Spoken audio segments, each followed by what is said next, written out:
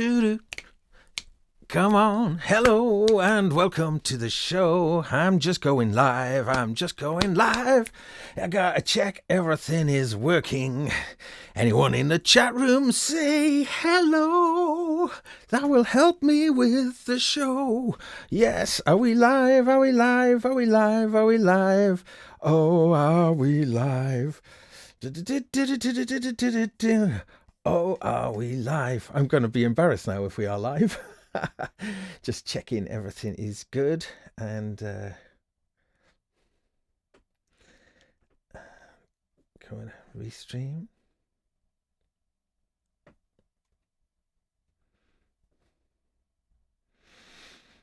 Yeah, I think we are looking like we're starting to go live. Are we live? Yep. Okay. It's alive. Thanks everybody. Sorry for that preamble at the beginning there. Haven't done this for a while, just going live. And I've been filming out today and took all my gear. So I've been having to scramble it all back together to do a show. For those of you who saw Sonic Talk, which I'm hoping many of you have seen, everybody should certainly check out Sonic Talk. Nick Batt, the wonderful Nick Batt, and the glorious Rich Hilton on the show today, along with myself. I just literally got back from a little filming assignment, which was a lot of fun, but so it's just been a bit of a mad rush. But today's show is about, yes, the RC505 MK2. Now, I should mention that, this is a new position here. I can kind of, point at the screen there. The 505 has been my favorite piece of music tech, probably that I've ever owned. It's the thing that I've done the most music with, and it's the thing that I've enjoyed more than any other device, really. So the Mark II, yeah. So I've bought this. I just collected it I collected it from Cardiff yesterday. I got home late after 10, didn't really try it out, plugged it in and looked at the screen, prodded at the menu a little bit, but not tried it out. So today is actually going to be the first time I actually try it out. And if my voice sounds a bit different, I've got the Lewitt mic here, the LCT 640, and what a marvelous mic it is. It's going into mic 1. So I'm kind of curious to hear if the mic preamp is better, and straight away it is. I have got a Mark 1 here, so maybe in a future one I'll do a shootout between the two, because I think the Mark 1 is still a brilliant device. But what do I want from an upgrade? Well, I want better sound quality. So we're listening. This is this is the preamp. This is my voice going straight into this, and then it's just lining out into the streamer deck that I'm using. Oop. Right. Okay. Hello, everybody. Hello. Just checking chatties. Thank you so much for joining me. Really nice. Happy New Year to everybody. Of course, Happy New Year. And I do intend to do quite a lot of streaming this year. I've had a break. I did a lot, as I'm sure many of you will know, and then I took a break for various reasons to do with other work, I guess, more than anything. But I want to come back to this, and I've got a journey this year that I am embarking on, and I want to document it, largely to do with Modular and my journey with Modular, but also with certain people as well, and doing live performances. And I want to try and capture the live performances as well as much as possible, film them and stream them, finding ways to do that. So but definitely going live with performances and collaborations as well. The whole lockdown thing, the other end of the studio, I'd prepared it for 2 people jamming, but with time being as the time has been, that just I haven't really explored that. So there's a whole bunch of things that I want to do with streaming. So over this year, hopefully things will get a bit more interesting. Anyway, I digress. We're here for the 505 Mark II, and this is the first time that I'm I'm hearing it right now. I just set it up. This is the first time. So what I did do though is I did enable phantom power for this condenser mic, and I'm glad to say that you've got independent phantom power for mic 1 and mic 2. So turning phantom power on doesn't mean mic 2 has to have phantom power. So I'm really pleased about that, because that is a kind of cost-cutting thing that would have been annoying. However, the phantom power is buried menus deep, and that is potentially a problem. Let's just have a look here. I've got this view. Yeah, look at that. So we can see, more or less see the menu there. I think that's all fairly legible, I guess. It's on my wobbly table though, so any wibble wobble is my knees. So I can't really do much about that right now. I will improve this situation, because the wobbly table, it has raised its ugly head before. Anyway, right. So yeah, so we can see the screen here. Let's just do that then. First thing, this, because I think it's a fundamental thing, right? How do you get to the mixing? How do I say enable phantom power? This is a bit of a boring thing, but really phantom power can really damage mics if you do it wrongly, so it's a dead serious one, I guess. Well, the way you do it is if you hit the menu button, you then get an input option, go into the input option and into the setup, and then there's your phantom power knob.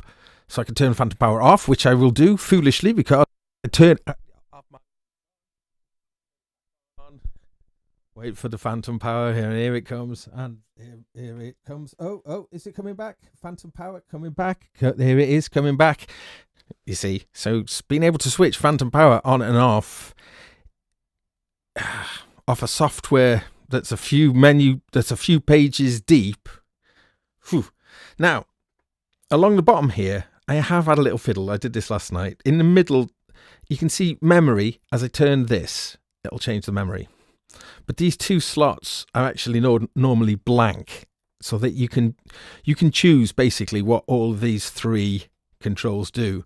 And master reverb, as I turn that up, I guess that's gonna, yeah, you see, master reverb's everything leaving on the output, including the live input. Having a master reverb and on its own control is definitely useful, so we'll leave that like that for now. What I've set for the next two, one is the dub mode, the overdub mode essentially, which is straight overdub, or there's two types of replace. Now I don't know what the two are, so that's something that I want to explore. I might need to look in the manual for that one. But basically, overdub is our typical looping thing where we build up on top of each other, and then replace will actually just punch in instead, so you can punch in and out, and that's super creative as well, because you can just cut in with brand new stuff, removing whatever else is in there, and that's ace. If you have got, like, say, modular stuff coming in and you record some loops, you can then punch in and out onto the same thing, cut. So it's like doing tape edits between two sources. Very cool. Now, apologies, I've got to say something first. I'll try and say this very quickly. When I made a little video about the Boss RC-505 Mark 1 versus the Mark 2 a few months ago, I didn't have this, and I read on some bits and bobs online. I think if I dug a little bit further, there may have been more information. I'm ashamed, because I got a few things wrong. Some of the things that I got wrong was, I said, because I couldn't see initially that there was an audio interface there. I thought that there should be. There is an audio interface, and there is a special thing about the audio interface. It's better than it was before, because you can use it either as a generic driverless stereo in, stereo out affair, as a kind of class compliant device, or if you use it with the driver, so then it accesses multiple channels. Now, I haven't done it yet. I was just setting it up before I was going to go live, but I'd have had to have restarted my computer just moments before going live in order to install the driver, and I had everything set up, so I thought that's probably a foolish idea. So I'm going to come back to the computer side of the 505 then in a future episode. So what I'll do there is I'll explore what the multi-channel kind of facility of this is, because if you got it connected to Ableton Live, for instance, with the multi-channel side of things, and you're doing a kind of hybrid Ableton Live 505 thing, I think that could be amazing. So we'll come back to that. So just that thing then, really, you can change its mode. Let me see how to do this. I think we go page through this. USB. Yeah. Mode. Let's go into here. So the mode there, it says generic line out. If I turn that, it will then say vendor. It doesn't actually say Roland or Boss. It says vendor. If it's on vendor, I wonder if I can turn it and reboot to enable. No, let's back out of this. But yeah, vendor. So put it into the vendor mode, and then when you connect it to your computer, you can have multi-channel audio interface. Or when you connect it to your iOS device and you want just class compliant stereo in, stereo out, it works. So that means you can connect it to your phone. And I'm fairly certain that you'll then be able to do a loop back. I'm pretty sure you could. So you could loop things that you're getting off your phone, out your phone output. That is very cool. But we'll come back to that. Again, this is my first look, so I'm feeling a bit of an idiot here because I really should have prepared more, read more about this. However, it's fine to explore this together, but there are some features, new features about this that I am really excited about. I think the sound quality upgrade is going to be brilliant because I've got the 505 Mark 1, like I say. I know the sound quality quite well. The preamp, this preamp, I mean, it lacks a bit of body, but it's not bad. It's definitely better than the other one. But there are so many effects that you can apply on here that if you store that input effect, which I've got to look into doing that, but I think you can save effects chains with this, which you couldn't do on the other one. So if you found a nice vocal processor going on, then yeah, that could be quite fun. But you do have per inputs, you've got 2 mic inputs and 2 stereo line inputs. I say line inputs, you can toggle them in pairs only, but you can toggle them to instrument level or line level.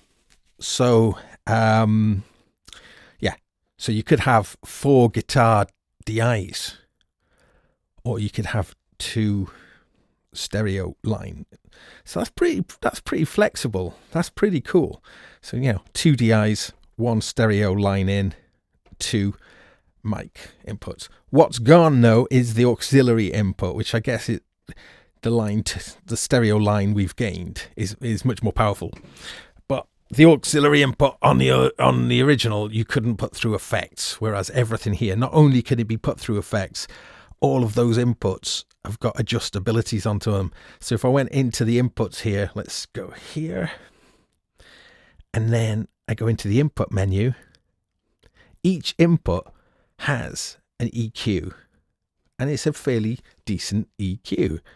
I go into it. So mic 1's EQ. Here we go. So this is my mic. So I want some more, maybe a bit warmer. Let's see. We're adding bottom end. Oh, let's switch it in. Oh yeah, there we go. Bottom.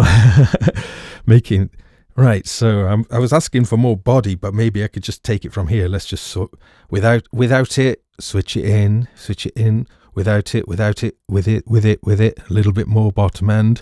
Without it. With it. Hey, so it's more low. Hey, that's without it. It's not so low. Hey, it's so low. So it's quite nice. It actually is quite a nice sounding EQ, and of which it's 4 band. So we've got a low shelf and a high shelf, and then we've got a low mid that's fully parametric, frequency, Q, and then gain, high mid, and then if that's not enough, we got variable filters, high cut and low cuts on here as well. So you can do low cut, take a big low cut out, or high cut. There we go. Take it down with the filters. Filter, open up. Wow. Okay. But you see that then is that you've got that EQ independently for all 4 inputs. Instrument 1 and instrument 2 are in stereo. So if you were putting a mono, so I don't think you can do 4 DIs by the looks of this. Well, I suppose you could. Yeah, you could, but anything that you changed on it. Oh, I think if you plugged in twice, I don't think you could change the pan. I think you would be hard panned left and right. Yeah, that would be the issue. Anyway, EQ is there, but also per channel, we've got compression and noise suppression per channel. Okay, so let's have a look what this compressor sounds like. Let's turn it in on me. Compress, compress, compress. Yeah, so I'm compressing my voice. It's bringing out more sibilancy, sort of. I might want to dial out that with some of the EQ, maybe some of the high mid EQ. Anyway, turn the compression up. Default, we have got noise suppression, but like, so let's take that out and let's hear the background noise in the room.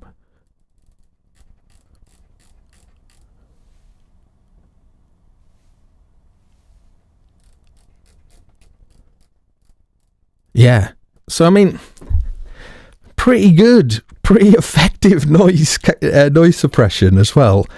Okay, so I got my compressor. Okay, let's deal with some of that sibilance. That there seems to be getting a little bit of a. Let's come out of here. We're going to go into EQ menu, mic 1, page across.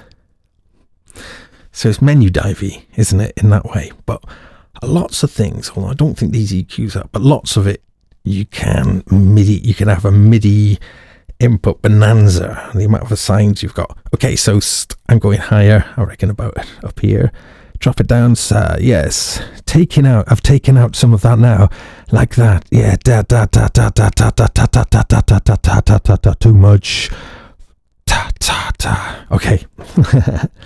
Yeah, there we go. So that's sounding better. Hey, Jed Lynch. Wow, man. Nice to see you. Wow. We got Rhythm Royalty watching tonight. Jed Lynch of the Peter Gabriel Band fame. Amazing. An amazing drummer who I had the absolute joy to play with a few years back with the amazing David Rhodes from Peter Gabriel's band. That's another story. Check out, though, there are videos. If you look for David Rhodes, you'll find some with me and Jed playing together. And Jed is a monster, wonderful drummer. So lovely to see Jed checking in. Yeah. Right. Okay. I whiffle waffle. There. Where was I saying? So we've got, just on that mic input then, some pretty cool features. I mean, I am compressing maybe a bit hard. You can hear it's a little bit more, my voice is just a bit more yeah.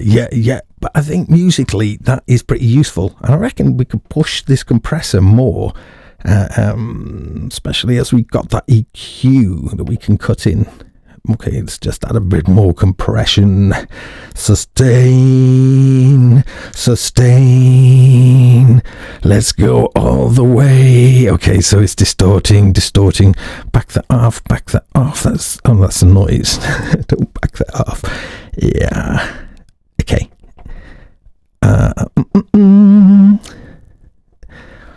Yeah, okay.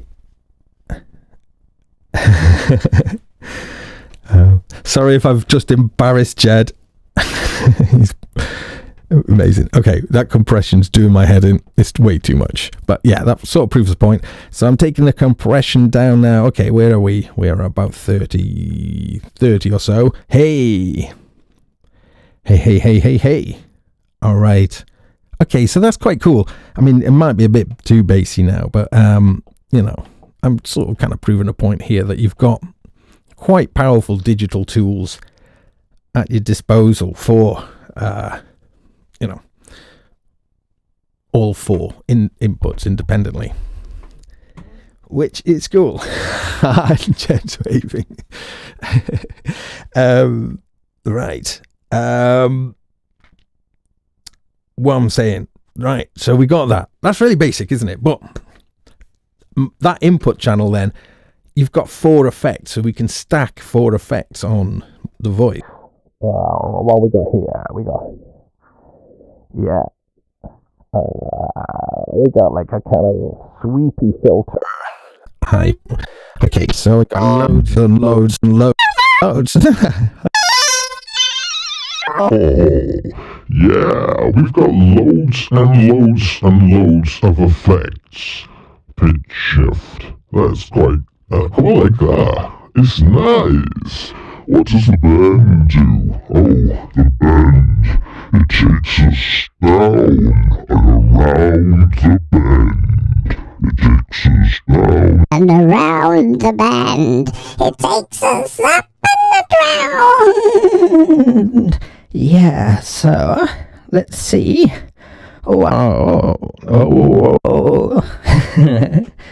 Right, sorry, but this is the first time I'm actually hearing the sound of these effects, so we're going to kind of,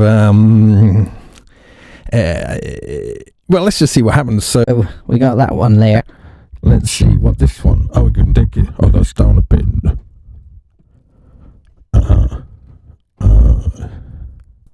That's guitar to bass.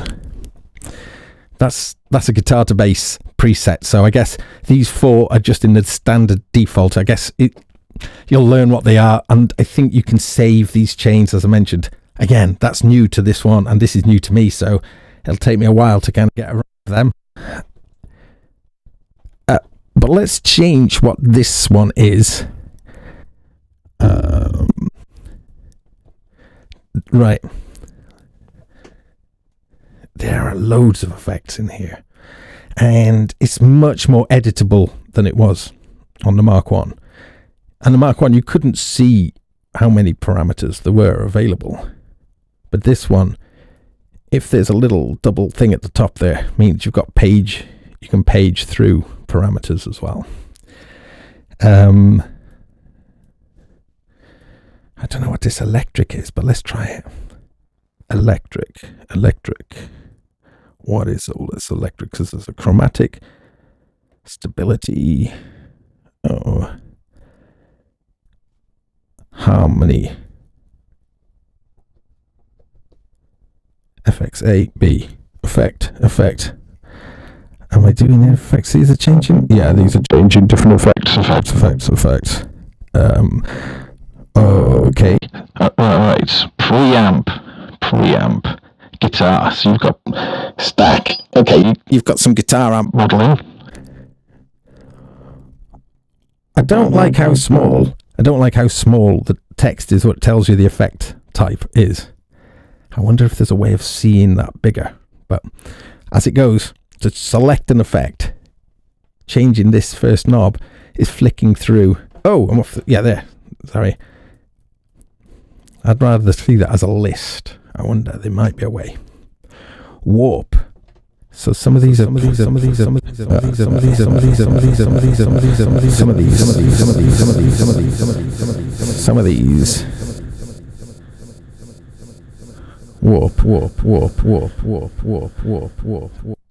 Twist. Oh, okay, twist.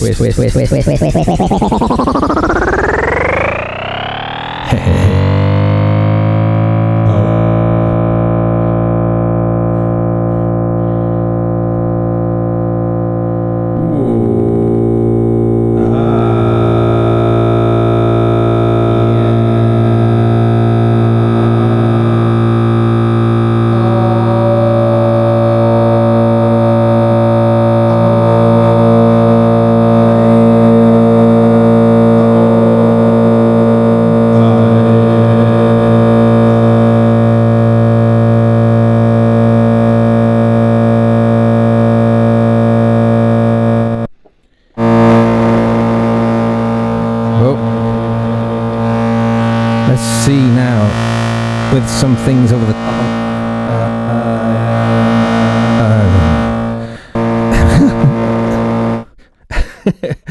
That effect is quite cool, but I mean, it does sound quite nasty when you record it. There's a really bad loop point there. Let's have a look now. Let's have a look at some more effects. D. Okay.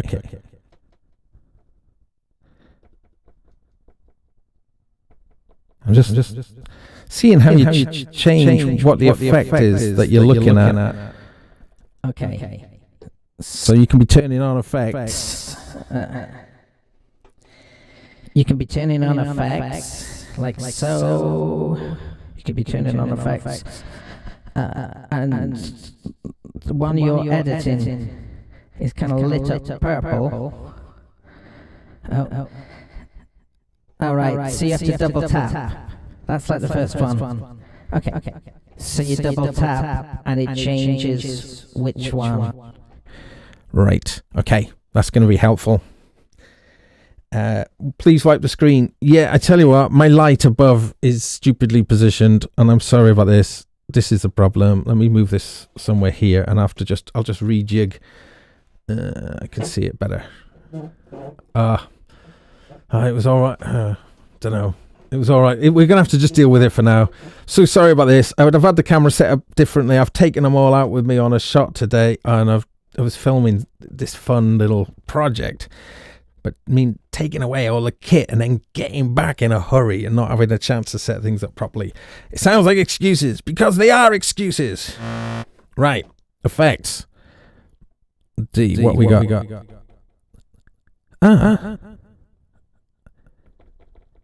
That isn't changing which effect you're looking at.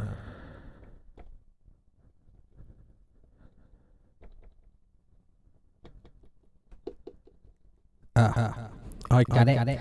So you hold the edit button down and then hit the one. The joy of learning live. Right. So you hold edit and you hit the number, the letter rather, and that takes you to the edit without turning it on. So that's very performable. So yes, sounds a bit boring, but this kind of stuff is super important for performing, because it means then, yeah, you can set it up, dial it in. For instance, let's do an experiment of that. I'm totally get it wrong. I'll do an experiment of that. I'm going to go into D, and I'm going to set it up as a panning delay. Yeah, let's do it, and I'll make it. Yeah, let's just do it like that. Turn it on. Turn it on. All right, let's listen.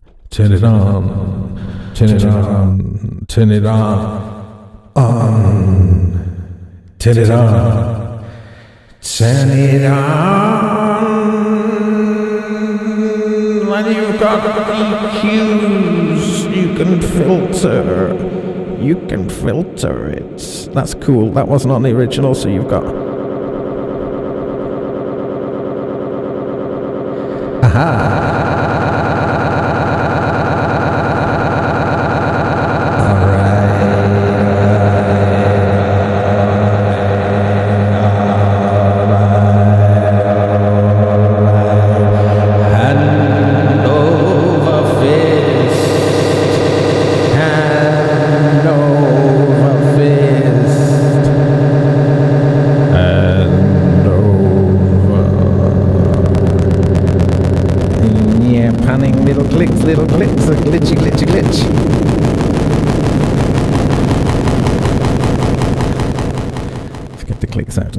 So that's a shame. With the panning delay, changing the time is causing little DC offsetty clicky things. Okay, but nice, useful being able to have filters and low cut and high cut.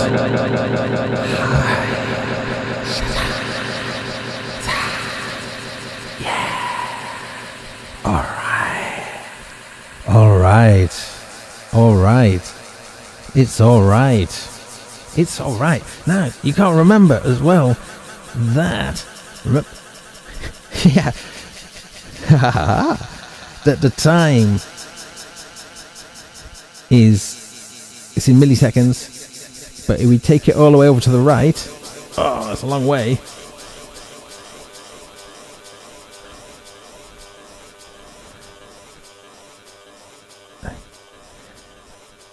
Nice. It's nice. It's nice.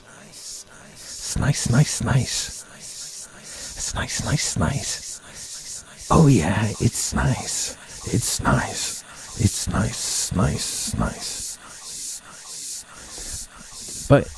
But this is beginner delay stuff. We got filters. That's what's cool. Filters on the delay. What other effects have we got?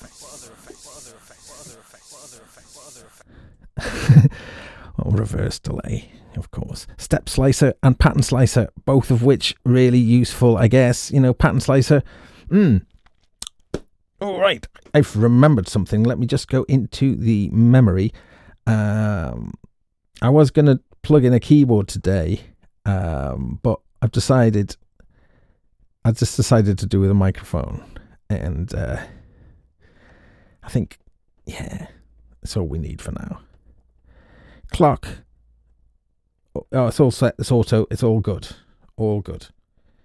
Yeah. When I was talking on Sonic Talk earlier, so apologies for repeating myself, but I was talking about I intend to drive this from a module called Pamela's New Workout, which is a very, very clever little device. Something I've never experienced anything quite like it. The great Mylar Melodies kind of insisted I should get one, and I did actually have a dream where I had to get it, and he was making me get it. So next day I got it. Oh, I think I woke up in the night and bought it. That's what happened. Mylar. But he was absolutely right. So it's going to be interesting to see how well this follows, and just how the timing works. Really interesting, because if you play around with modular stuff, you get into these super, super tight feeling rhythm things, because they're not using MIDI. It's just using these clocks and these analog clocks and changing the speeds of things, and then hearing how rigid everything feels. It's really interesting. I think it makes you realize how baggy MIDI is, and that's not necessarily such a bad thing. I've got a module, and I will be doing things with this module on video, but it generates a kind of slightly wonky clock, a wonky clock, because every girl's crazy about a wonky clock. No, I'm not going to go down there. There is something I do want to unlock on here, which is on the Mark 1. You could set it, although I don't think it was default. The all start stop, which will start everything and stop everything. Very useful. But a long press on that would clear all. So I need to look into how to set that up. Right. I'm looking through effects. Yeah, I'll just look through a few more effects before moving on, if you don't mind, because I think that's an enormous improvement, I think, on the version 1. And the fact that the parameters are that much more accessible. Yeah. Let's have a think. Okay, so I'm on edit the right. Yeah, that edit, holding that edit button down, and it says to hold for the effects bank as well. So I need to. Oh yeah, there we go.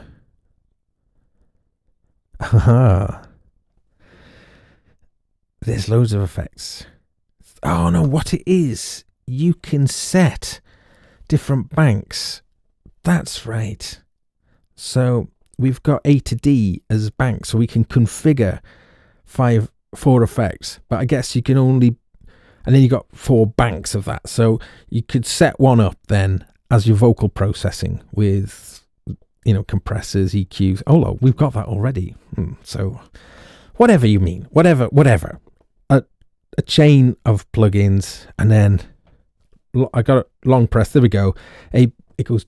Sorry. So you can see. Long press. It goes blue, and then we can go. So if I go into C, I've got a different setup. I can have 4 different setups. Again, performance orientated device. That's pretty cool. I guess the length of time it takes to change, you just factor in, you get the feel for it, although that does kind of tie you up for a little bit. There may be quicker ways of getting into that as well. We shall see. What I'm trying to do tonight, though, just if you've joined me or if you're wondering why this is so boring, and is that this is the Mark II of the 505, and I really love the Mark I. I think it's one of the greatest things ever. I've just got this. I got it late last night, and this is my first time playing around with it, so I thought I would just kind of bumble my way through. Yeah, I'm enjoying the sound of the mic. I think it sounds pretty good. I mean, this is a nice sounding mic, so that's good, but the preamp, it sounds pretty good. I've put that a little bit more of low end on my voice there, which I just think just makes it all sound a little bit more, a little richer kind of experience. I'm going to check in with the chat room. Sorry, guys, I've been a bit...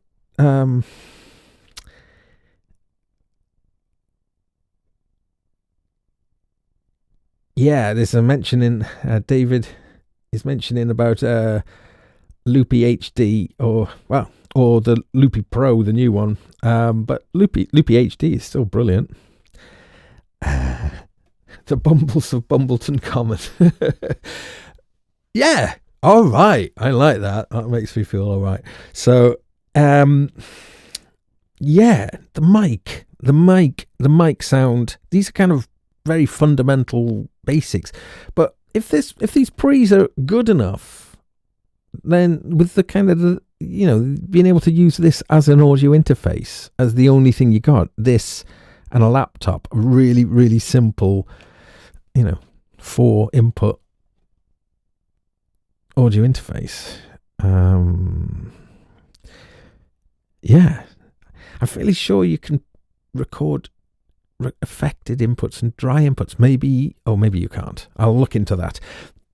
Again, I'll come back. I will do a little video stream where it's just this and the computer, I think. We'll do it that way. And I'll be a little bit more au fait with it as well. This is my first go on it right now. Okay. Let me think. Next. Effects. Yeah, we were looking through effects, and I would like to look at more effects. So I'm going to hold the edit button down. Yeah, I'm going to go into... yeah, D. So pattern slicer at the moment. So yeah, slice. Actually, why not? Let's do something with it.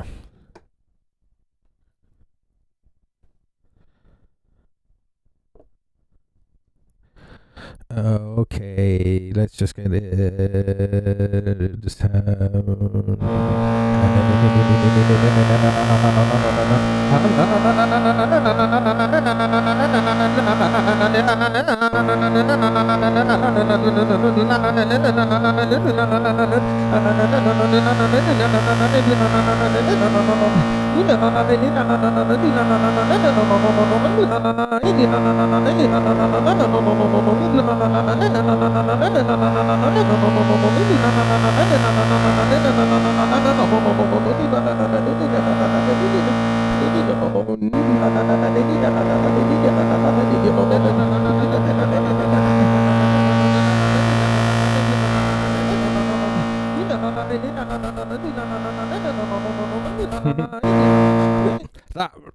That bad loop is driving me up the wall. That bad loop is driving me up the wall. I will have to rectify that. Let's have a look at what else effects we've got. Pattern slicer, that'll make more sense. I'll come back to that. Or vibrato, tremolo, vibrato. Vibrato can be really nice, actually, when you're doing backing vocals. Come back to that there. Stereo, enhance. Okay. It's definitely making it very stereo, which, okay, that's quite interesting then. This is just a single sound, isn't it? It's just my voice. But then that is a pretty wide stereo effect. Oh, okay, let's have a little play with this then. What parameters have we got with it? If insert, I see. Weather. Oh, that lets me choose which sound it's on. All. Mic 1, mic 2, see, and then instrument 1, instrument 2. So that gives this a little bit more of a mixer kind of quality. Is that, yeah, so that's D. Now let's go into C.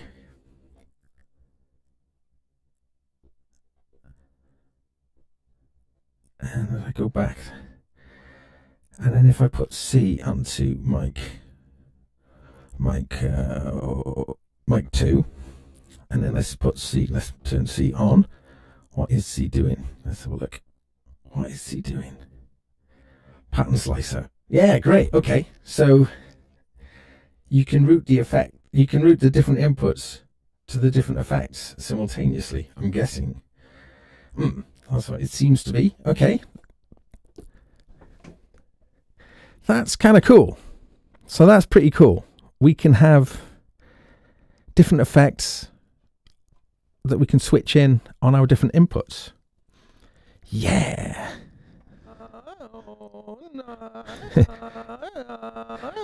Let's have a look at the track effects then. So the track effects are what you can apply to. Same principle then for editing. Beat scatter.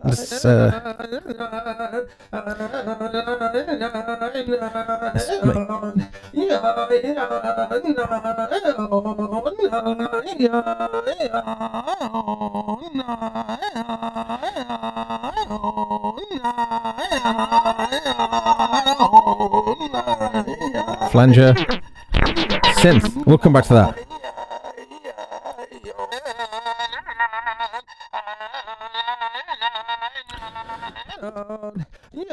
Terrible loops. I'm going to do some good loops, I think, and this work with something a bit better. Right. So there's effects. I'm going to move on. There's loads of effects. I'll investigate them more, but there are a lot more effects than there used to be, and there appears to be lots of crazy effects as well. Auto pans are useful. Distortions. Oscillator. What are these? Oh, these are the synths you can do. Oh, we have to have a look at this, don't we? We do have to have a look at this one.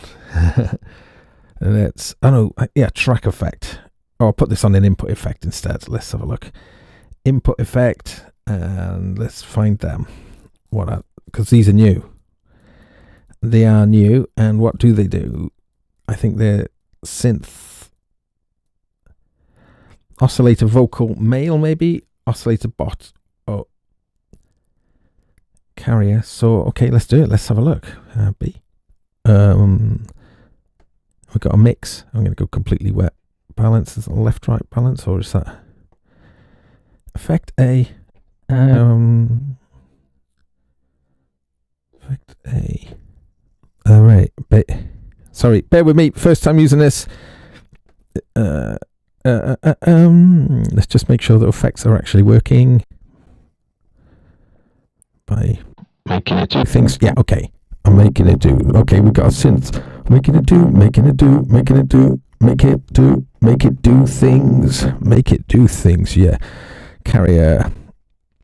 Oh, do I need to plug in another input? Maybe.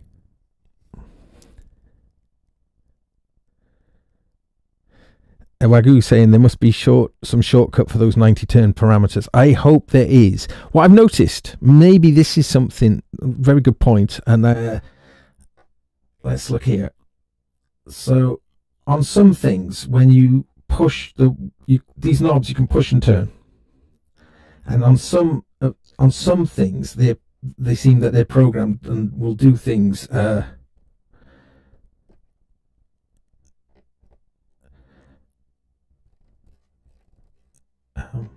I'm pushing them makes them go much faster. But when I did that on a delay, let's just do that on delay. Okay, and I'm turning that up, pushing it. Oh look, it's doing it in tens, but you gotta get up 2000. Because what's up beyond 2000? I think it's 2000. This is it's a long way. If this is like the first one. Good, it's not. It's not. The first one, you have to get all the way to the left to be able to access the in-time delays. I wonder, maybe these... yeah, this is there's a lot of pushing going on there. Just pushing and turning. That's quite laborious. They're at the other end.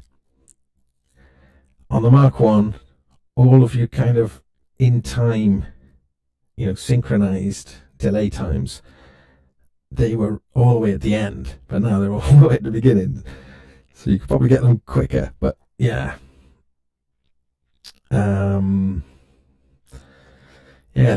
Electron stuff needs lots of turns. Even with the push, says Synth Addict. Yeah, so yeah, but to dial in a big delay time is taking a long time. It would be great to find out if there is a kind of quicker way of doing things like that, because speed is the name of the game with this performance device. So that definitely is a bit of a, that's a bit of a deal breaker on the fly, isn't it? Although once you've set your delays to be in the sorry, I will give that a little wipe. Has that made it better? Okay. And once you've got it set in your delay times, then changing delay times, as we heard, causes little clicks. It hasn't, in the digital delay. I wonder if it's got an analog delay. Let's have a look. Panning delay, step slicer, no. Oh, no tape. Oh, yeah, tape echo. It'll probably do it with a tape echo. Let's see. Delay, input. Have I messed with the inputs now? Oh no! So the effect, when I changed it, it's a 1. Yeah. Okay. Hope for that people who stopped watching it and gone off and gone, I'm getting one now, because you can have different effects on your inputs, stopped watching the video. I hope none of those people exist, because I was wrong. And you can see it here now. If you change where the effect is going to, that's like a kind of global change. You can only have that one effect chain present. Okay, so I've put this back to all. Let's try out. This is the tape echo. Let's see if it's any good. Tape echo, 200 milliseconds. Yeah, so as I'm changing the time, it's not clicking, is it? Let's give it a bit more feedback. Turn the feedback up. Yeah, it's in tens. In tens. When you push it, it's changing things in tens. So, yeah. That is a shortcut of sorts. Oops. Change it. Shortcut of sorts.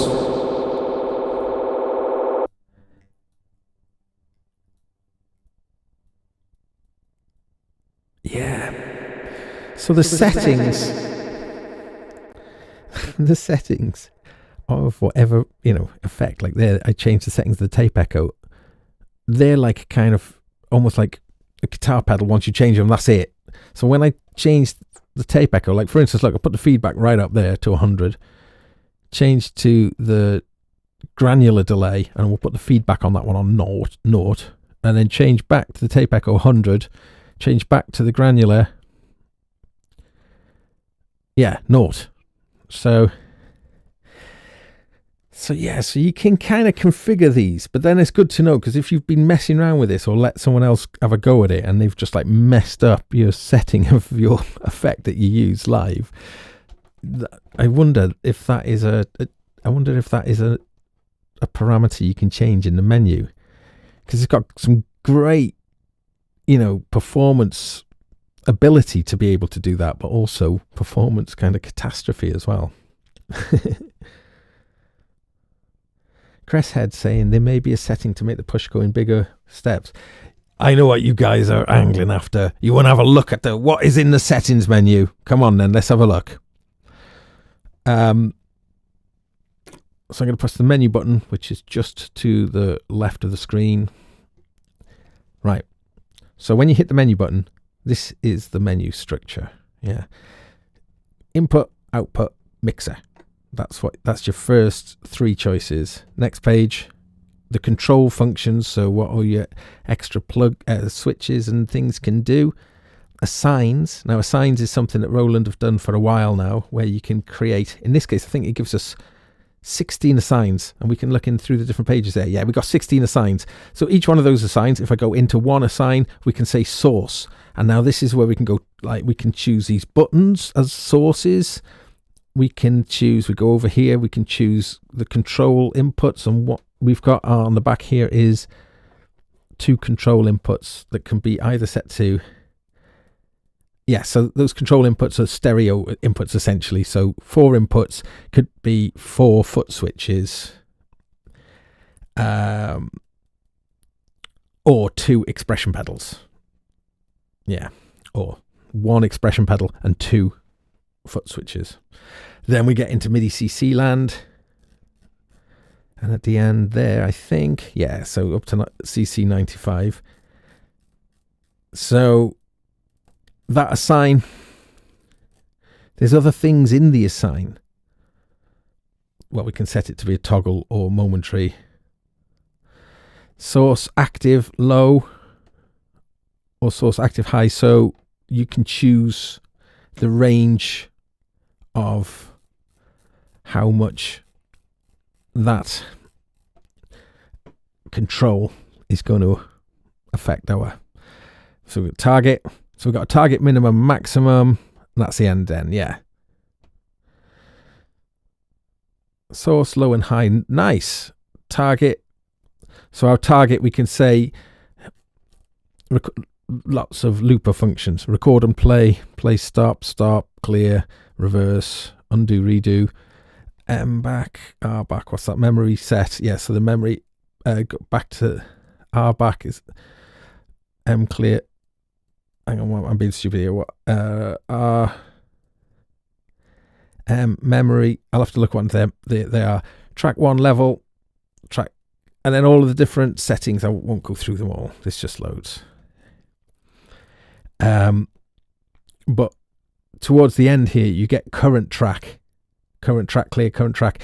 And that current track stuff is really cool, because rather than have to map each, you know, rather than having to map everything, you can essentially map to one track, and then you can change what the current track is, and all the MIDI settings that you've got will be focused on just the one.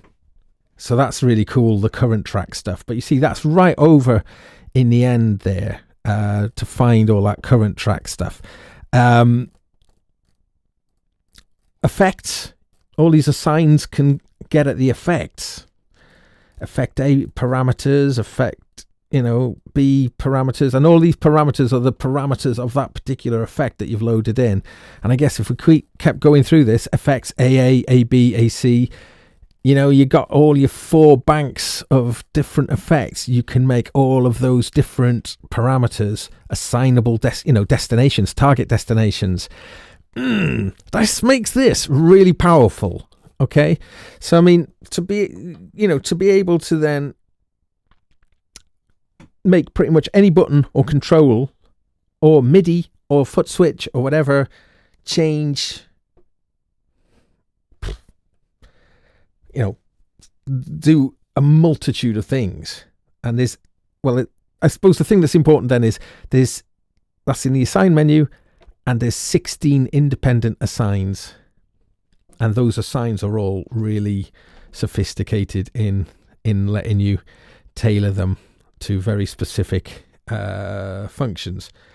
That's cool. And I think a lot of people who use these live will really like that. You could set up, if you used MIDI, you could have like a launch pad or something, and all sorts of pre-configured effects. Yeah. Oh, Cresshead's mentioning that there are longer faders. Yeah, they've gone, I think, they've gone from 60 millimeters to 100, is that? Could be 100 millimeters, I'm not sure, but they're longer, and they feel fairly sort of standard DJ mix, maybe no, not sure. No, I think they're a lot longer. These are a lot shorter, but I think these are They feel all right. They're not quite as wobbly as they were on the Mark 1. But what's nice about these? Oh yeah, these are definitely not quite as quick, but they're probably quick enough. Being able to just, it's like a mute. It's like mute. And that Mark Rebier, he's very much into just using the faders. They're on, they're off, Yeah, so again, this thing is designed for performance. The 505 looks a little rough in that light angle. Needs a wipe down and sneeze guard. It's covered in COVID.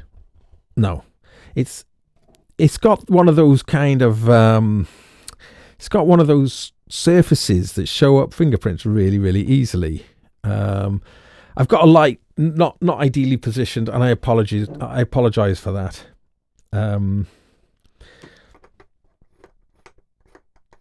Synth Addict says the Mark 1 sliders like air, no friction. Yeah, these do have a little bit more friction. Yeah, definitely. So you see, by some level, this, as a kind of upgrade from a Mark 1 to Mark 2, is it worth upgrading? I think because the sound engine, the sound quality has improved significantly. I do think it does improve significantly. Then that really is about the best thing you could have in an update, really, if it sounds better. That is the most important update that you could possibly have. So beyond it sounding better, and that was what I really wanted. I just always wished, I thought it's a fantastic machine. I just always wished it sounded better, and I do think it sounds better. Let's just get, I'll leave them for now, but let's just do some very basic recording. I'll just record my voice talking and we'll listen back to it. So I'll just start this now. I'm just recording. There's no effects on, and I'm just talking. I have got a little bit of that EQ on my voice. I'll just double check that. I'm going to exit out of this. I'm going to go into my menu and go into the input, and then I'm going to go into my EQ, and I'm going to go into mic 1. Yes, it's on. Yes, there's 4 dB of low boost there, and if I go across, my filters are all off. Oh yeah, but there is that gain, the high mid, that cut. There, you see, and we don't want to bring all of that back in there. So I'll bring that back down to about there. Okay, so it's maybe a little bit too bassy, but I kind of like it. So let's just see now what happens. This is waiting long enough for this one, which was the master track, to have completed a cycle. Okay, now let's have a listen to me playing back. I have got a little bit of that EQ on my voice. I'll just double check that. I'm going to exit out of this.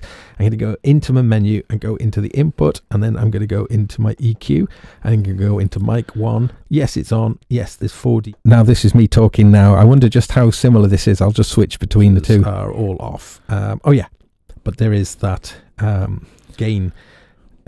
That this is me talking again now, so I'm just switching it back in. We don't want to bring all of that back in there. Yeah, I think it's definitely better sounding than the Mark 1. 100% it sounds better, and I think like it. So it sounds a lot better. This is waiting for. It's waiting. Wait, what's it waiting for? What's it waiting for? Which was. What do you mean? I'll just start this now. What? Start it when? There's no. Oh, come on, man! For God's sake! And what? I'm just talking. No, shut up, man! That EQ on my voice. No. Sorry. And go into the input. That sounds really good to me.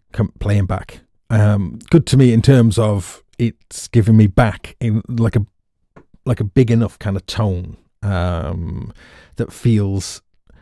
Yeah, quite pleasing. The high mid, that cut there, you see, and we don't want to bring all of that back in. No, turn it off, man! Turn it off! Turn it off! Yeah. Okay. Right. Yeah. That's a massive plus for me. Massive plus. That better record time. Now, this is the bit I'm really excited about. Is the rhythm section. Now, the rhythm section has been expanded hugely than it was on the Mark 1.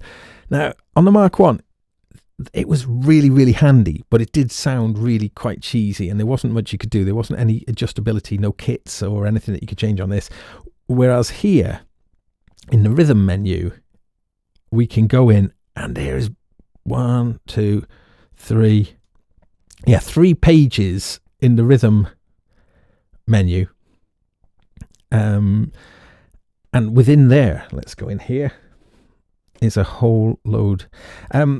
Hovering's asking, will this allow loops to go asynchronous? Yes, they are. Yes, it absolutely can. I've got all loops set to sync, so they're kind of waiting. They kind of all stay. You create a master one, and however long that is, everything.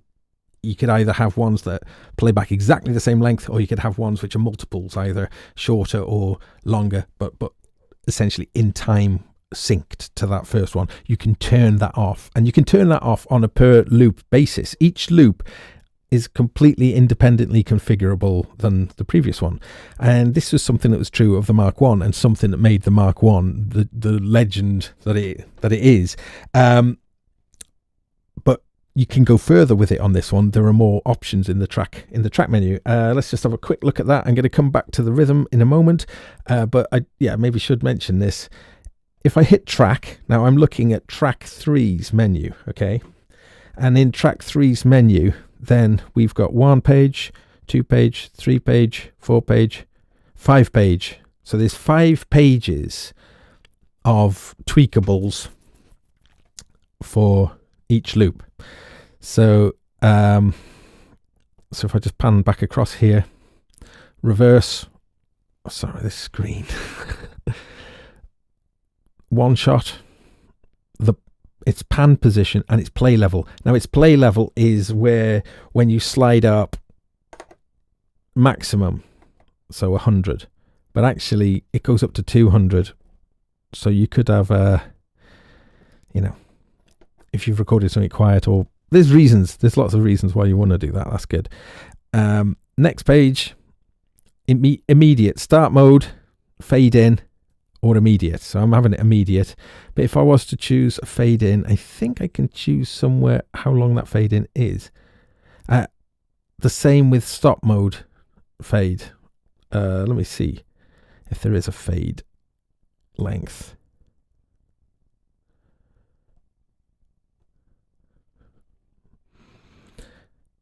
Not sure. But I'm going to put them both back to immediate anyway, because I want them both to act immediately. But fades are quite useful. Dub mode, replace 1, replace 2, and overdub.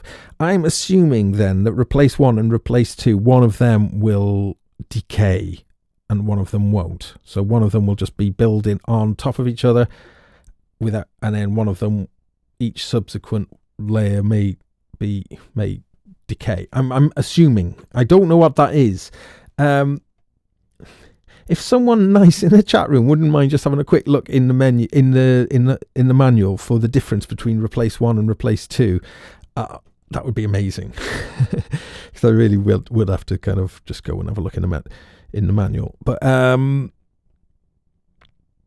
love you forever if you do that. So yeah, and you might not want that as well. So bear that in mind. Replace, and then whether the effect is on or off. So I'm guessing if I turn the effect off, yeah, we can see that is actually, that switch is duplicate on there. Now that's useful because that means there's a way to be able to toggle that switch on and off without having to have a physical switch. What that means then is that physical switch could be assigned, as we've looked at the assigns, to do a multitude of things there. Okay, so next page, play mode, multi or single. This is a really cool one. If you set it to single, then it means only, if you set them all to single, for instance, then that would be a way of having an arrangement, because only it can only play singularly. But you could have 3 that are like that. So you could have a verse, a chorus, and a middle 8, and then you could have 2 that just play continually, like it's set to multi. So if they're set to single, it means that any that are set to single, only one of them, whichever you're triggering, will play. If they're set to multi, they'll play. So that's how you can have that combination, So I'm keeping them set to multis for now, but it's cool because that thing is worth mentioning though, that if you are doing it single, like say these 3 are set to single here, then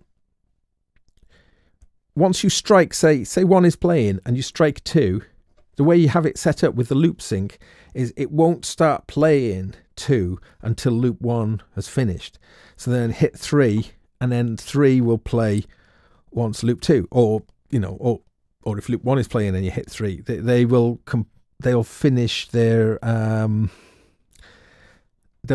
loop before they change.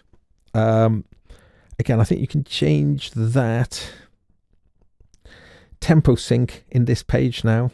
So tempo sync, whether it's tempo synced or crossfade or pitch. So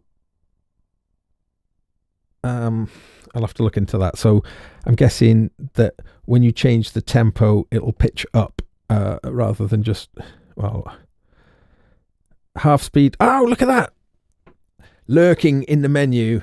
You couldn't do that on the Mark 1 unless I'm mistaken, but you can change the playback speed, half speed, normal speed, or double speed. I need to investigate this, but that's great that that's there. And then bounce. This is the other new thing, which is huge. And then you can include whether it's included in a bounce. So you can take something out of a bounce if you don't want to have it as part. If you want to bounce down, if you wanted to bounce down tracks 1 to 3 into track 5. And track 4, you didn't want to include it in the bounce, then you can take it out of the bounce. So that's cool. And then I don't know whether to leave that on or off. I'll leave that as it is. And then this is our final page. And this turns on whether those inputs are going to record onto that particular track. So at the moment, and it's a default, they're all turned on. So we can just by yeah. So you can say, so you could set track 1 to record from the mic input. You can set track 2 to record from mic 2 input, but you can't do it multi-track. You can't record more than one thing at the same time. It will only record one designated thing at any point in time, which is a shame, unless you're using it as an audio interface, and then I think you can use the inputs into a piece of software how you see fit. Again, I'll need to test that. Yeah, how are we doing? Right, so let's have a look. What are we doing? So that's that menu, the track menu. Yeah, so quite a lot of things you can do there. The sync stuff, I haven't really gone into it just properly yet, but yeah. The measure, I didn't mention the measure. Loop sync is that thing. It'll wait until the loop is finished before it'll either start playing or recording. And then measure sets how long the loop is. And if I went to a new loop that I haven't done anything on, this one, track 4, why is that not picking? Oh, I'm turning an effect. Sorry. Wow. Hit the track 4 button. Then if we look in the measure parameter, it says free. This is really cool. I love this about this thing. It says free. If I click it once, then it will record for a designated amount of time in bars, and it kind of goes up, and you can record it for any amount of bars. And I'll see if that shortcut still exists. So if I was to set that to 4 bars, then press stop and hit play. I don't know if they've done it. I wonder, this I thought was one of the coolest features. You hold stop and hit play, and that would create an empty vessel. So when it would be playing, you'd just overdub into it. Okay. There may be some reason why you can't do that anymore, but I used to love being able to do that. So be a shame if that isn't possible with this. I'd be surprised. I think that would be a backward step. Wagyu, thank you, Wagyu. So let's just go back to this in the track menu then. We've got the dub mode.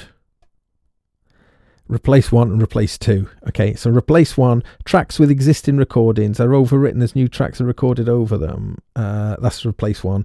Overwriting takes place while the previous tracks are played back. Okay. Allowing you to achieve a delay effect similar. Okay, yeah, that's replace 1. So, yeah, okay. So I'm guessing replace 2 will just immediately replace 2. Let's see, Wagyu, tracks with existing recordings are overwritten as new tracks are recorded. Okay, cool. So maybe I could do a little demonstration of that. Yeah, that might be the easiest way to do it. I'll put it on replace 1, and then if I just do something on here, just anything will do. And if I just go 1, 2, 3, 4. It's going to be locked. Let me just put this free as well. So I'll set this to free. So the measure here. No, I'll turn loop sync off. That's the easiest way to do it. I'll turn loop sync off on this case. So I can just do 1, 2, 3, 4. 3, 4. 1. Let's do that again. Long press to clear. 1, 2, 3, 4. 1, 2, 3, 4. 1, 2, 3, 4. 1, 2, 3, 4. 1, 2, 3, 4. 1, 2, 3, 4. 1, 2, 3, 4. 1, 2, 3, 4. 1, 2, 3, 4.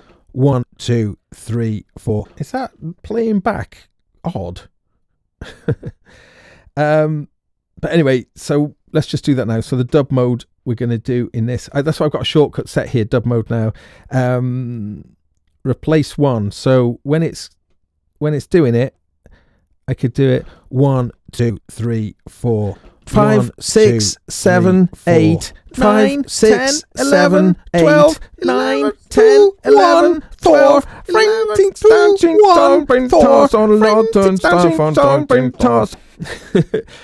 yeah, thanks, Wagyu. That makes sense. So you can, yeah. So I guess if you set that to a really short amount, yeah, it does become like a delay, doesn't it? Let's do that.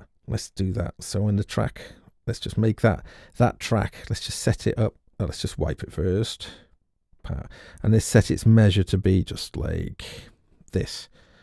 1, 2, 3, 4. 1, 2, 3. Hang on, what's going on here?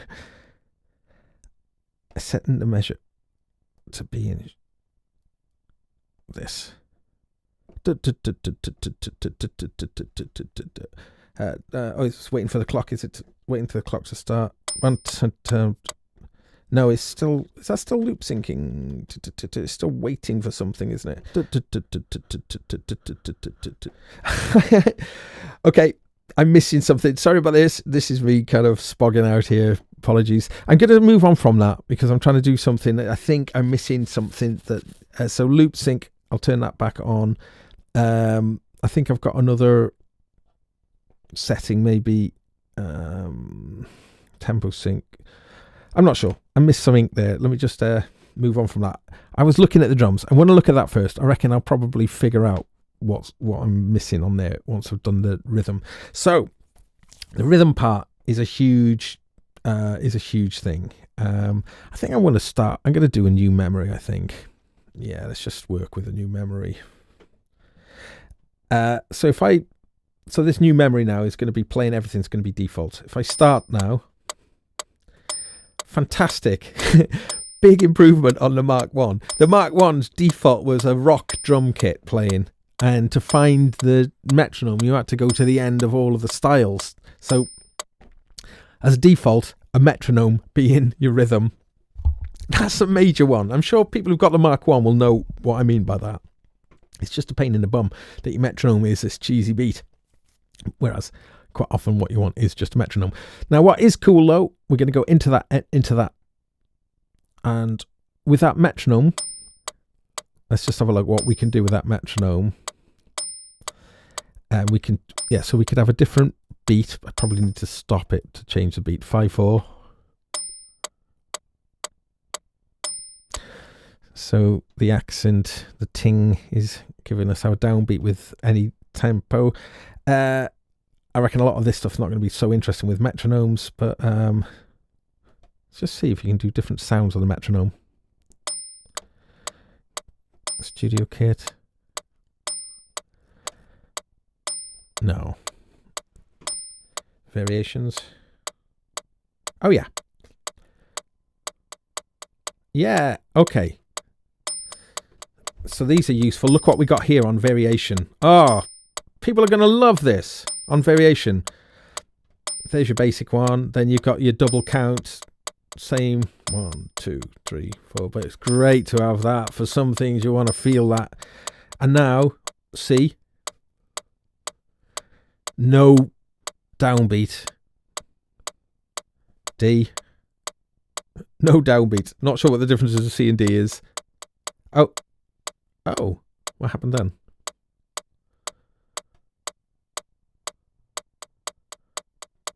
Just when I change it to C. Okay. But really useful. Really, really useful. Ah, look, and now pattern. Let's go in here. Pattern changes. Ah, okay, so by going to the pattern, you can find other sounds. So not necessarily the most logical place for changing the metronome sound. Bass drum, metronome. Bass drum. Ooh, this is quite useful. I like this. I like being able to do this bass drum with a shuffle. Oh, that's really nice for practicing bass too, actually. Really nice. Hi-hat 8-beat, hi-hat 16s. Listen to them.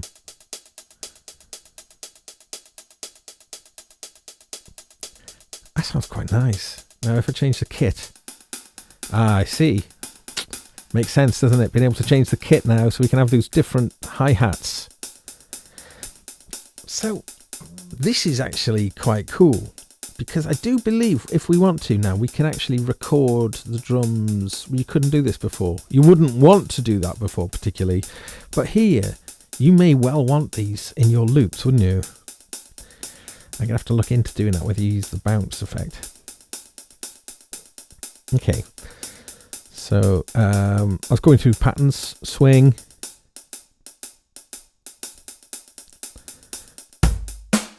Okay, and now we get into some beats, but let's just take that back to our basic there and back to here. But that's not all with this. We've got a heck of a lot more than just metronomes. So let's have a look at some of this now. We've got genres. Oh, so the genre. Oh, sorry, smear. The genre when it's on guide. So all of this stuff that we've just explored, the metronome stuff, is part of the genre guide. Okay, so if I look through here now, there's funny things here: acoustic, ballad, blues, jazz, fusion, rhythm and blues, soul, funk, pop, soft rock, ooh, rock, alt rock, funk, heavy rock, metal, traditional, world bossa, ballroom. Like different ballroom, cha-cha-cha, the cha-cha, is it cha-cha-cha or just the cha-cha-cha-cha-cha, yeah, the beguine, rumba, tango. So for those of you who like those rhythms off the old organs, in fact, let's try a rumba. And let's put our kit, let's see what we've got. We've got some 808, 909, hip-hop, techno, a lot of the usual suspects really, Roland devices. We've seen this loads of times. cajon. Yeah, Roland really embraces. They do the V cajon, don't they? Or they make a fancy one. Yeah. All right. Dun, dun, dun, dun, dun, dun, dun, dun, dun, dun, dun, dun,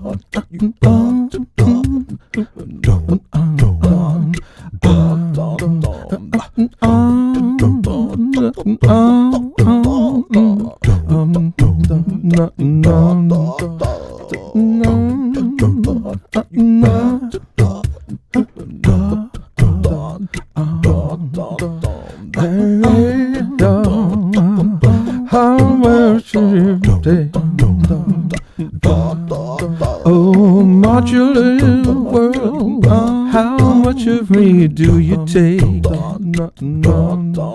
Oh, modular world, you don't give a damn about my wallet state. Oh, modular world, you keep seducing me with things I've never seen before.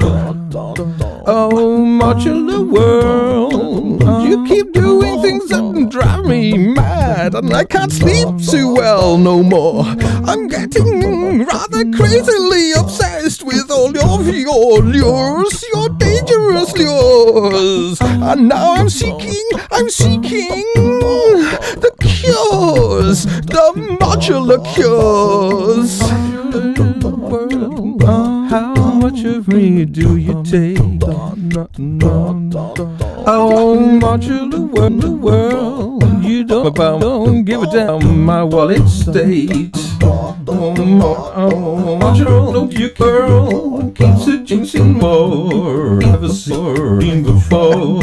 Oh, modular world, you keep doing things to me. I can't see mad, I sleep too well no more. I'm getting rather crazily obsessed with all of your lures, your dangerous lures. And now I'm seeking the cures,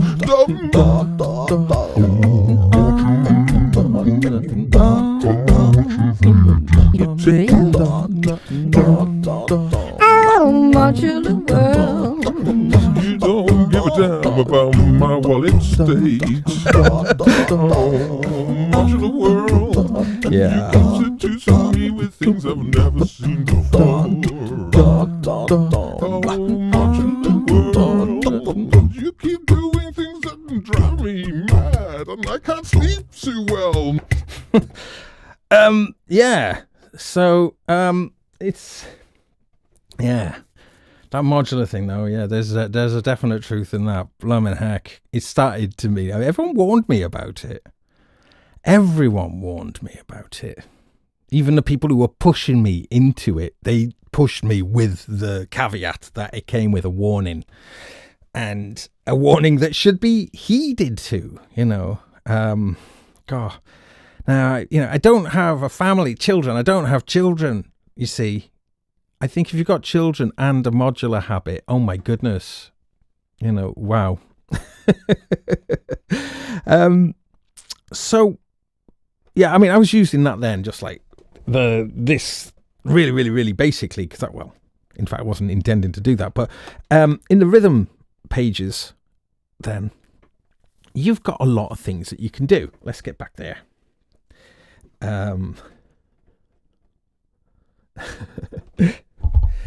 Harry Turner says that the heroin is Moorish, but kids, but now like modular. Yeah. Where are we? So, yeah, we could play. Yeah, so I was using a cajon there on a rumba pattern, but so let's look. We could go into electro. Oh yeah, user. I think you can bring in your own patterns. You can't program them on here, but I think you can. I think you can import them. There is some software, and I'm going to look at this on another video, but the Boss Tone Studio does work with this, and it actually works with the 505 Mark I, which I hadn't really paid attention to. The Boss Tone Studio is essentially a librarian and an editor. I'll look on that. We'll do that on a future video. I think that'll be quite an interesting thing to do, to see how useful the software editor is for it. Now, if that works, hey, thanks, Chris Ed. Wow, tips. Yeah, so you people, if you want a tip, I wouldn't be adverse to that, especially with my modular addiction. So, oh, mind you, that's the thing, isn't it? It's like seeing somebody begging and they've got an empty bottle, and are you just kind of giving them? Are you just kind of stoking their addiction when you give them money? Yeah, I can see the error in my ways. So sorry, that's not something to be laughed about either. I'm not making any assertions there, but the rhythm stuff, that's what I'm looking at. So you've got variations then. So if I let's put the genre. I'll put it on acoustic. Let's see what these acoustic patterns sound like. Kit, I'll leave on cajon for a moment. Let's just have a look. So, side stick pattern, bossa pattern, a brush pattern. So I guess if we put our brush kit up here. Now, for each pattern, you've got variations as well. So this is the sort of stuff you see on kind of arranger keyboards, and it in itself isn't such a big deal. But something to bear in mind is all of this stuff is accessible via the assigns. So you can, you could be changing around your rhythms quite a lot in a performance.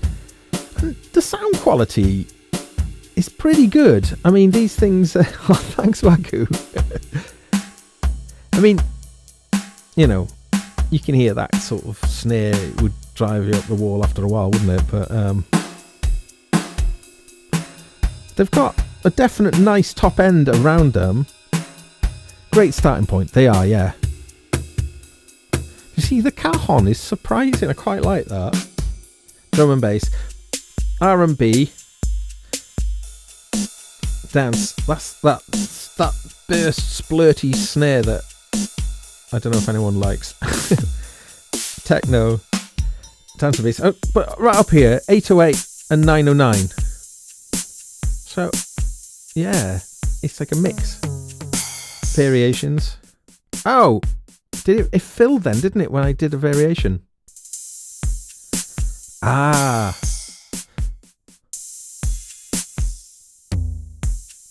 Let's make the pattern quite a bit busier.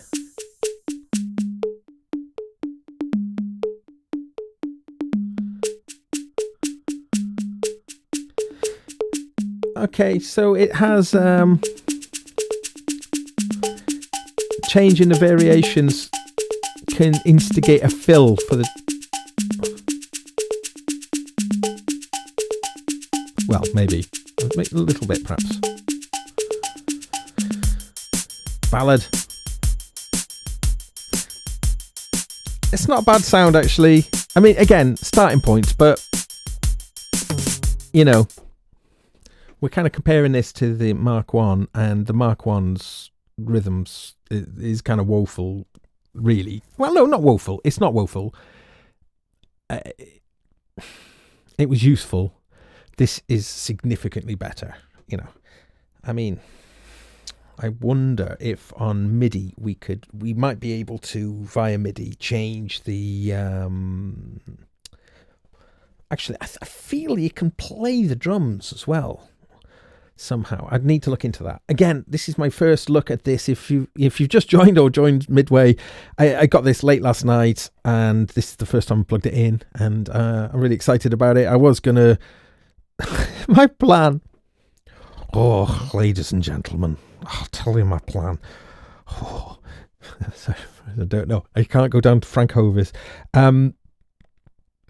My plan was to spend a week or maybe a couple of weeks getting to know it and then doing a video, which I will do. I am going to do that. I'm going to do a video as well about the computer integration. So those things are to come. So I'm just reiterating this is a first look at this. I've been really looking forward to getting hold of one, and just wanted to capture some of that. I probably won't stay on much longer. I think I probably overstayed my welcome. But what else? We've more or less looked at everything now in some ways. I haven't gone into all of the effects, and yeah, there were some things I was thinking about in the effects. Let me just have a look. I thought that there was some sort of auto-tune. Now, that could be awful, but also done subtly could be quite useful.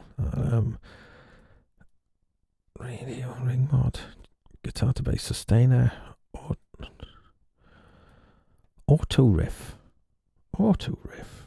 I still that ambient horror track to do. Thank you, Ask Your Head. How could you have accurately predicted whatever I would do next would be that? Yes. So we've got some ambient horror coming. Stay tuned for that. Unmissable.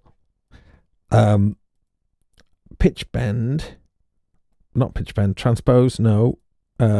Robot, no. Electric. Now this, I still need to frighten the children. Oh, cold storage, thank you so much. Amazing, thank you. It's weird if like tips, and really I get a bit embarrassed about them, but they're also really, really nice. Harmony, I was having a little look at this earlier. Electric, what does it mean? Harmony, manual, auto. Harmony, would that auto tune? Osc voice, I haven't found that yet. I just preamp, distortion, dynamics, EQ, isolator, octave, auto pan. Manual, what is that? Oh, pan, manual pan. Oh, that's cool. Manual pan, having a manual pan. It was a trick I'd shown on the Mark 1. There wasn't a manual pan, but there was a mode of the auto pan that would make it manual. But now manual pan gets its own. And then manual pan, what's that, on A? Yeah, pan it to the left, pan it to the right. You've got a big panner here, so that is great. You've got a manual pan. Of course, you can pre-set up your tracks to be at particular pan positions. So they will, as soon as you've recorded them, they'll jump to wherever you've set them to go. Let's have a look. Manual pan, stereo enhance. We've looked at that before. Tremolo, vibrato, or turn them off and on. Pattern slicer, step slicer, delay, panning delay, reverse delay, mod delay, tape echo, granular delay, which we haven't really had a proper look at. These things warp. I think these warp and twist. These have been in Boss delay pedals for a while, and typically you have them when you step and hold on one of the effects. You could trigger either warp or twist. Roll's quite fun because it's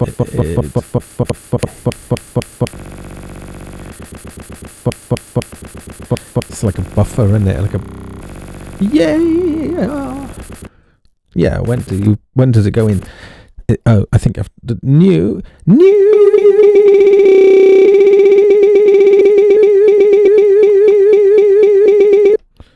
Yeah, less of that. Roll, freeze. Yeah, so freeze. I think let's have a go at freeze.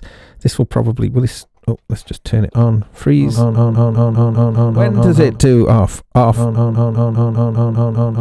Oh, so freeze is the the moment that you trigger. And that's and then the big knob is set to volume. I don't think you can change what the big knob does. Like in the Mark 1 you couldn't. Might be wrong.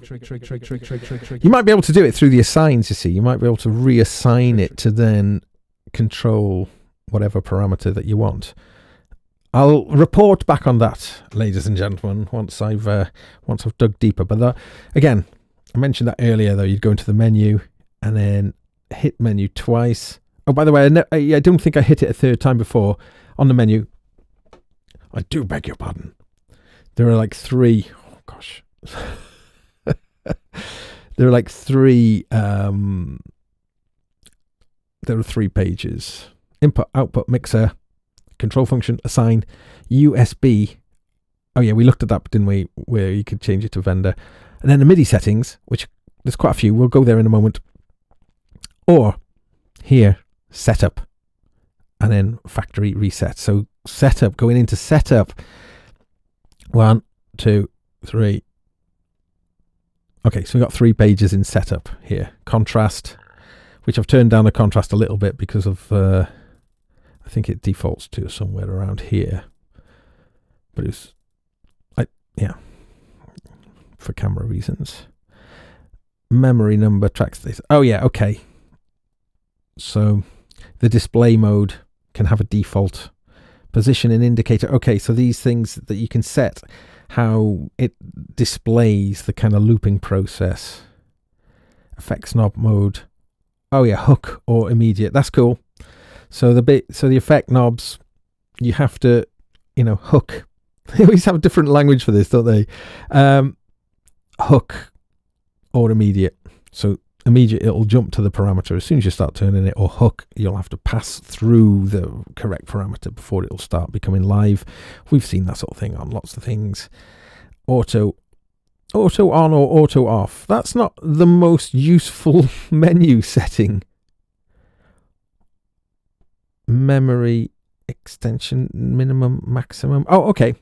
So for a live gig, you could just rein in which menus. You could have it just, maybe you had like 3, like 71 to 73 blank. You could set it up like that. So then you could just quickly dash between your 3 different complete memories. Because, you can. I haven't put anything into this yet, but this is something else that I'll test. On the Mark 1, if you filled up all your tracks, then you wanted to then, it was filled. You could save write. Now, what would be cool about that is it didn't stop the playback. You'd be locked out of all of the things. In fact, let's just try that on here now anyway. But you'd be locked out of any of the parameters when it was writing. And let's just turn these things off here. To write, I press these 2 buttons simultaneously. Takes me to my right page. Click write. I guess if I wanted to name it, I won't name it for now, but I could do it here. I've got how to do that. Oh yeah, it might just be the next. I think it might be the next page. I say yes, I want to write to this, to where it is, number 2. Let's just go back here so we can see what's going on. Where does it come from? It just keep moving the slime around. Okay. Yeah, I want to record it into memory 2. Enter. Executing. Oh, hang on. I should have. Oh. I'll do that again. But this time, I'll have the track playing.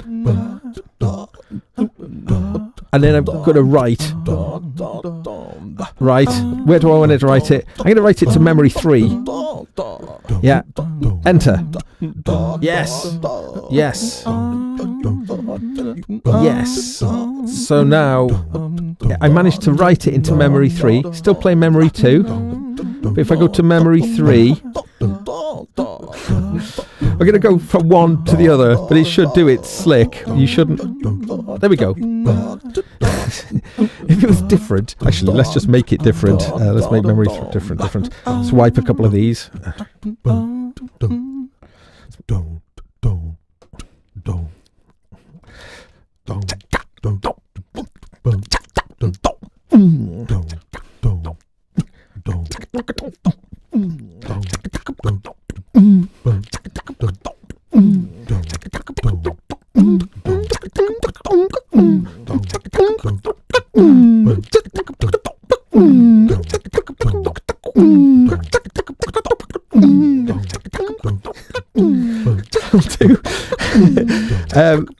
So we'll write that. We'll write it over itself.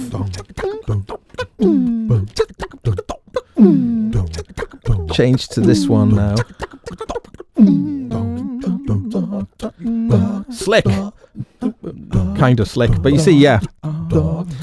So I don't need to choose the next one, but it will wait until the longest loop is completed before it changes.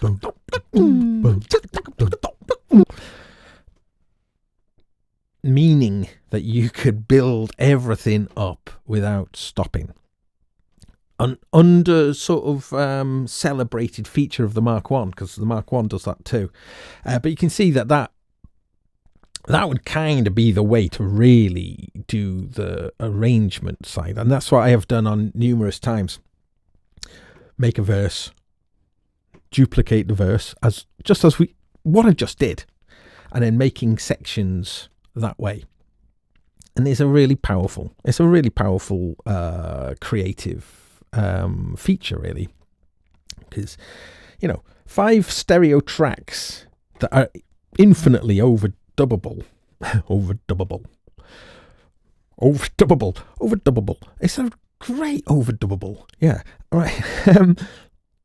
But that is huge, and if the sound quality is better, which this one is definitely better, it means that this thing is essentially an infinity box. It's got that potential to just be able to keep on going. And now, yes, the one feature that we didn't talk about, what I did talk about but I haven't actually messed around with, is the bounce down. So I reckon we should just do that. I'll make a bounce down, and then that'll be the last thing that I do. And thank you ever so much for joining me over the course of this little first look, for me anyway, of the RC505. So I'll go back to this memory here. When you change memory, if the track isn't playing, then as you'd expect, it's actually super instant. In fact, let's just demonstrate that. So and now I'm seeking. You see, so nothing on 1. And now I'm 2. And now I'm seeking. I'm seeking.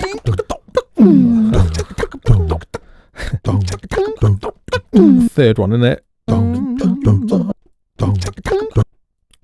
So there's no loading between the memories, no no waiting for those memories to change. And also something to bear in mind is that your 4 banks of 4 effects on the input and your 4 banks of effects of the output effects are all, whatever all of those settings are, they're all saved into that single memory, so you could pre-set up. So let's say you set up 5 memories in advance, and on each of those memories you set up a different set of input and output effects, and then once you've set up the effects but you haven't recorded anything in, you've then saved it with those particular configurations. Now on the original, there was a way of creating in the right menu. Let's have a look if we can do that here. In the right menu, you were able to, I don't see it here, but save the state as the default state. So any new project that you'd create would have the default setup that you've decided. haven't seen that just as of yet. So that's something that I will be looking into. The loop button, didn't really look at the loop button too much. Okay, so the loop button is ways of getting at certain things to do with the loop. So these buttons, the way they're assigned are by default, but like in the loop button, input effects or track effects, if I go into input effects here, I can go into them from this menu. So that's how you find it, is through the loop thing there. Similarly, rhythm, it's another way of getting in to the rhythm setting. Yeah, okay, that's boring. We've covered that sort of stuff, but it's kind of cool. Those are new in the Mark II, being able to do that sort of thing. There's more configuration then. So I'd be kind of interested to look into it a little bit more to find out if I can then do a similar thing with, decide, yes, I want this to be my default for brand new projects. Oh yeah. So in the setup, there's one last thing here. And in this setup page, let's just go back to show you where that is again. So I'm going to go into menu. I'm going to page across 3, get to setup, go into setup. I've got 3 pages, I think. We'll go to the final one. And here, this says knob function. So in your home screen, this is where we've got we looked at this earlier, but we've got master reverb, master effect, it says there. The memory select, what the dub mode, recording mode is, and the rhythm level. But those, you see, everything you can set here to be. So there is actually, let's see, tracks bounce in. Was that track 5? Yeah, that is track 5 bounce in. So let's not leave it set like that. Bounce. That's what I wanted to do though. I've set it now to be bounce. So when I hit bounce, bounce, I'm turning it on. So I think with bounce turned on, I think whatever track that I play will take everything else. Let's just have a look.